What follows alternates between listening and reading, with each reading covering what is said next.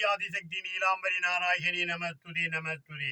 இவர் யாருன்னு கேட்டீங்கன்னா செருந்துணை நாயகனார். செருந்துணை நாயனார் என்ன இவருடைய பெருமை எப்படின்னு கேட்டீங்கன்னா, இவர் எங்க பிறந்தாரு? வளமிக்கும் காவிரி பாயும் சோழ நாட்டிலே உள்ள மருகல் நாட்டில் தஞ்சாவூர் இவர் ஊரிலே செருந்துணை அடியார் சிவபெருமானின் அளவில்லா அன்புடையவர். இவர் என்னன்னு கேட்டீங்கன்னா, இவர் செருந்துணை நாயனாரு ஆதி காலத்துல மது சேவரை போட்டு விட்டுருவாங்க. அவர் இவருனா இவராலதான் உண்டானது. இந்த மது சேவரை சுற்றி பார்த்தாரு. சரி, இங்கே செடிகள் எல்லாம் வைத்த மலர், ஏன்னா அந்த மலரிலே எந்த மருந்தும் இது இருக்க, இயற்கையாக வளரும் இறைவனுக்கு சூடலாம் அப்படின்னு ஒரு மனசுல தென்பட்டது. எல்லாம் இறைவனுடைய அருளால இவர் அந்த செடிகளெல்லாம் நட்டு அந்த மலர்கள்லாம் வரும். இந்த மலர்களை அள்ளி அந்த காலத்துலாம் ஓலைக்கூடை தான் இருக்கும். அந்த ஓலைக்கூடையில போடும்போது தூக்கி போட்டு போகும்போது இறைவனுக்கு கொண்டு போய் அந்த மணிமண்டபத்தில் வைப்பார். அந்த நேரத்தில் ஒரு பூ தவறி கீழே விழுந்துடுது. அதே கலட்சிங்க மன்னருடைய மனைவியாகப்பட்டவள் அந்த மலரை எடுத்து நுகர்ந்தால் திரும்பி பார்த்தார்.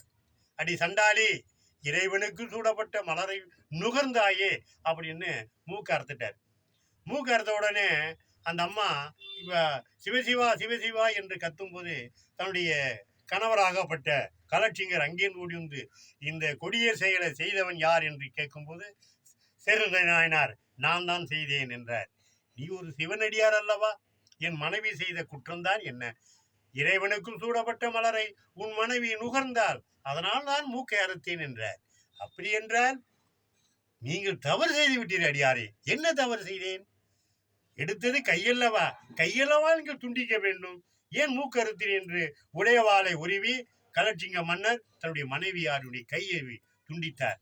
அந்த கை போய் நந்தி அருகிலே இருக்கும் நந்தி மேல் பட்டும் அவரு உருவை எழுந்து அதறி போய் என்ன இது அவசாரம் என்று அலறி என்று பார்க்கிறார்.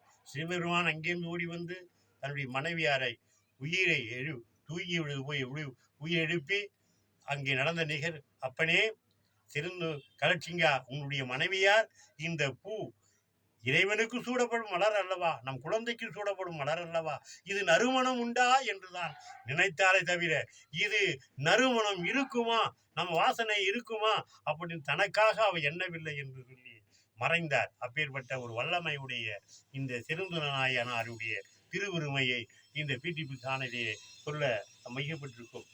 செருந்துணை நாயனாரின் பெருமையால் சிவதலத்திலே செடியும் கொடியும் பூமலரே நறுமணம் வீசுதே.